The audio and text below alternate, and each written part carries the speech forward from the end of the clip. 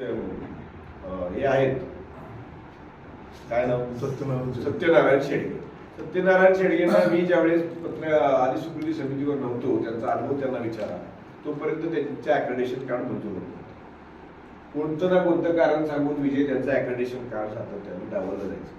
अॅक्रेडिशन कमिटीच्या चेअरमन पदावर बसल्यानंतर ग्रामीण भागातलं पहिलं अॅक्रेडिशन कार्ड पूर्ण केलं ते सत्यनारायण शेडगेचं केले. आणि ते कार्ड दिल्यानंतर त्याला GIO कार्यालयात बोलवून त्याला चहा पाजून कार्ड हातात दिलं. हे कधीही सातारच्या पत्रकारितेत नव्हे तर पश्चिम महाराष्ट्राच्या पत्रकारितेमध्ये झालं नव्हतं. माझ्या मित्रानं ज्यावेळेस माझी निवड झाली त्यावेळेस सगळ्यांना सांगितलं होतं की अॅक्रेडिशन कमिटीचा चेअरमन काय असेल हे तुम्हाला कारकिर्दीत दिसून येईल. कुठेही माझ्यावर ज्यांचा ज्यांचा प्रभाव आहे किंवा ज्यांचा ज्यांचा माझ्या नेतृत्वावर विश्वास आहे त्यांच्या नेतृत्वाला कुठेही कमीपणा येणार नाही, अशा पद्धतीची ही कारकीर्द आता अॅक्रेडिशन कमिटीची सुरू आहे. आणखी 2 वर्ष मी त्या कमिटीवर चेअरमन म्हणून असेल. या कालावधीमध्ये सुद्धा जेवढी जास्तीत जास्त अॅक्रेडिशन कार्ड आपल्या ग्रामीण भागातल्या सगळ्या सहकार्यांना देता येतील आणि कायदेशीर मार्गाने देता येईल त्यासाठीचा प्रयत्न माझा राहील. त्याचबरोबरीनं चांगलं संघटन उभं राहून सातारा शहर आणि सातारा तालुका हा सातारा जिल्हा पत्रकार संघटनेची मजबूत कला आहे. लक्षात ठेवा, आम्ही जे जिल्ह्यामध्ये महाराष्ट्रामध्ये फिरतो त्याचं कारण सातारा शहर आणि तालुक्याची जबरदस्त ताकद आमच्या मागे आहे आणि ती एक मोठी ताकद आहे. एकदमच 300चा आकडा दिसला की विषय राहत नाही.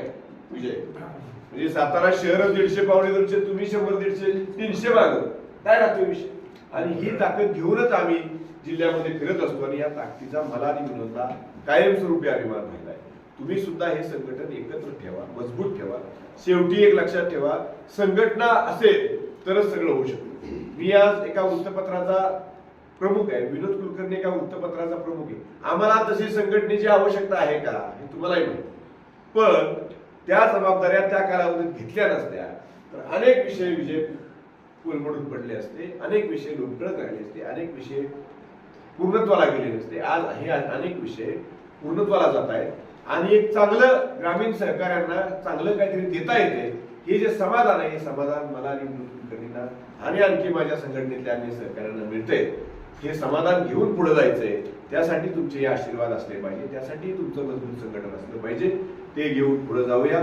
भविष्यातल्या सुद्धा वाटचालीमध्ये तुमचं सातारा तालुक्याचं जसं सातारा शहर आमच्या मागे ताकदीने उभं आहे तसं भविष्यातलं सातारा तालुक्याचं हेच संघटन आपल्या मागे उभं राहिलं पाहिजे. युट्यूब जर्नलिझम मध्ये अनेक त्रुटी आहेत ज्याचा उल्लेख विनोदनं केला, त्यामध्ये तुम्हाला सगळ्यांना काम करावं. काय होतं, अनेक गैरप्रकार आहेत.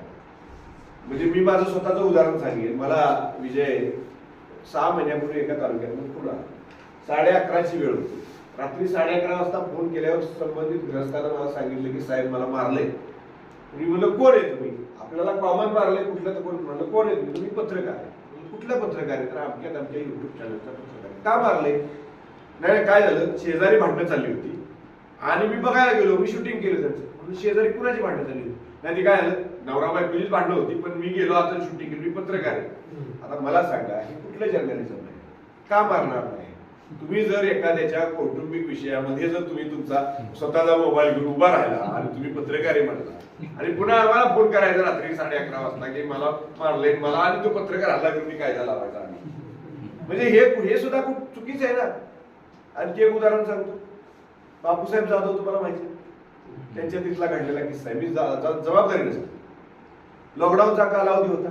लॉकडाऊनच्या कालावधीमध्ये सगळं बंद होतं, सगळ्याच गोष्टी बंद होत्या. एक सदग्रस्त तिथं त्यांच्या काउंटरला गेले, त्यांनी अमुक वस्तू मागितली, त्यांना तलब बिलब झाली असेल, ती वस्तू मागितली. वस्तू मागितल्यानंतर ते म्हणले आता त्यांचं हॉटेलच आहे, त्यांनी त्या वस्तूची किंमत सांगायला लागली. त्यांनी किंमत दाखवल्यानंतर ते म्हणले मी पत्रकार आहे.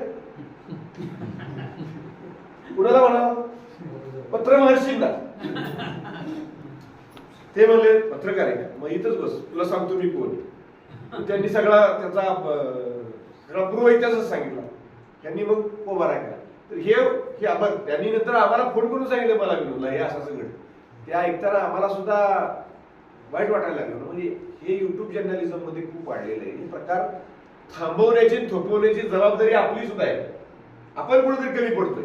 हे बघा, आमचा डिजिटल मीडियाला डिजिटल मीडियाची आपली शाखा आहे ना, आपल्याला विरोध अजिबात नाही. डिजिटल मीडिया नवं युगच डिजिटलचं आहे, पण त्यांनी काही नियम पाळले पाहिजे, त्यांनी काही ज्या काही चाकोऱ्या आहेत त्या पाळल्या पाहिजे, त्यांनी आचारसंहिता सांभाळली पाहिजे, आणि तर या पत्रकारितेला एक प्रकारचा काटेकोरपणा येईल, दर्जा येईल. नाहीतर मग कुणी पण रस्त्यावर उभा राहिलं म्हणाल मी करणार शूटिंग दे मला हे, आणि मग त्याला कुठेही मागूस राहणार नाही. ही जबाबदारी सातारा तालुका सातारा शहर पत्रकार संघटनेची जबाबदारी जास्त आहे. त्यांनी अशा विषयामध्ये लक्ष घातलं पाहिजे, आणि जे आपल्यामध्ये सुद्धा तालुक्याच्या पत्रकार संघटनेमध्ये सुद्धा जे डिजिटल मध्ये काम करतात त्यांनी सुद्धा आपल्या सहकार्यांना हे सांगितलं पाहिजे की आता हे लोक आता ऐकणार नाही, त्यामुळं सरळ मार्गाने सुद्धा पत्रकारिता करता येते.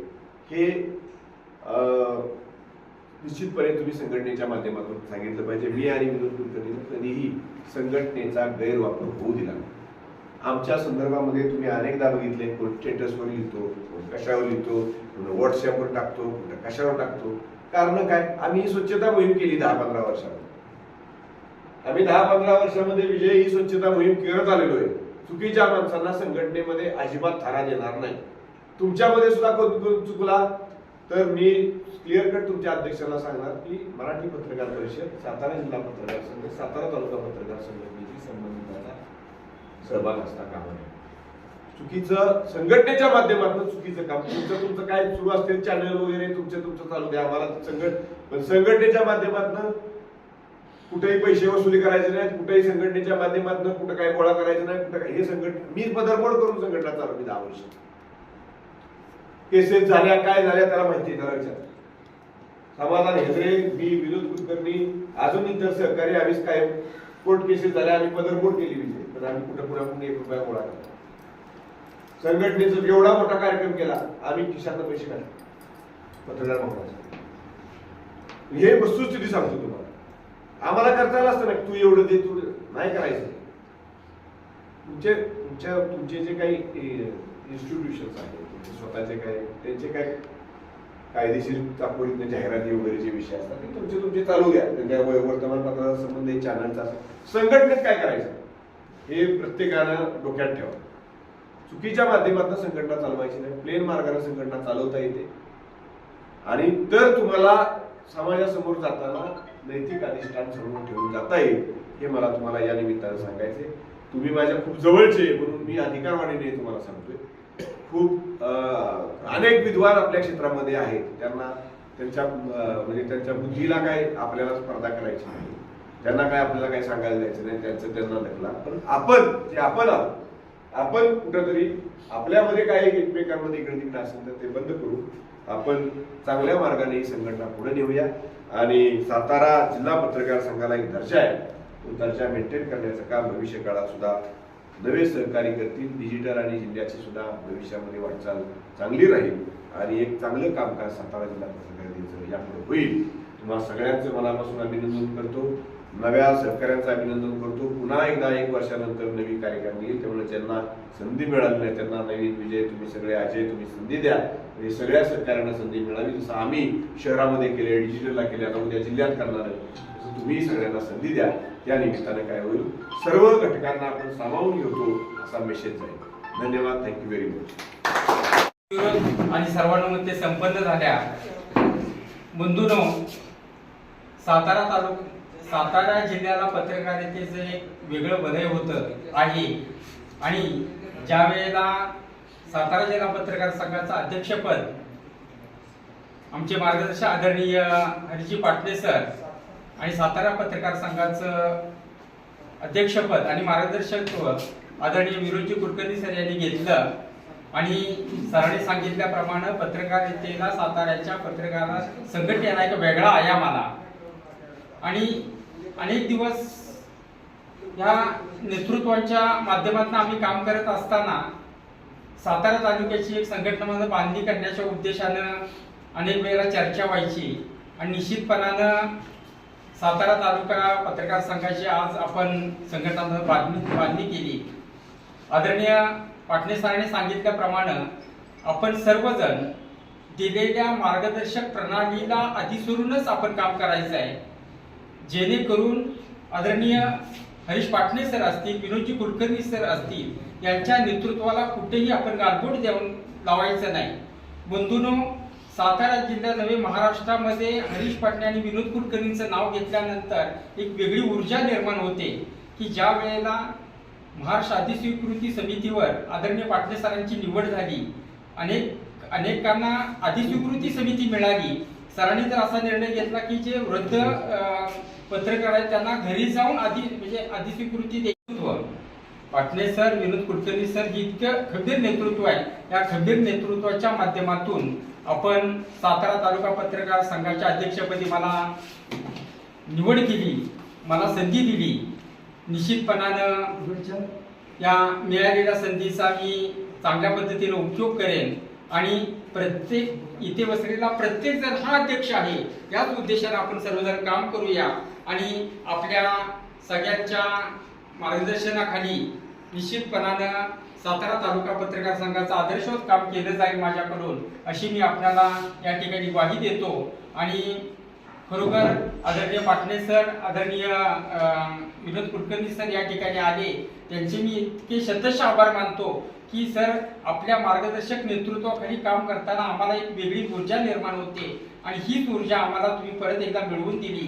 त्याबद्दल आपण आपला वेळात वेळ काढून या ठिकाणी उपस्थित राहिलात त्याबद्दल प्रथमतः मी सातारा तालुका पत्रकार संघाच्या वतीनं आभार मानतो. त्याचप्रमाणे केवळ एका मोबाईलच्या मेसेजवर आपण सर्वजण या ठिकाणी उपस्थित राहिलात त्याबद्दल आपल्या सर्वांचे मी या ठिकाणी आभार मानतो. आणि इथून पुढं संघटना बांधे आणि पत्रकारितेतून वेगवेगळे उपक्रम आदरणीय हरीश पाटणे सर, विनोद कुलकर्णी यांच्या मार्गदर्शन नेतृत्वाखाली करूया, अशी मी या ठिकाणी ग्वाही देऊन आजची ही सभा संपली. ठीक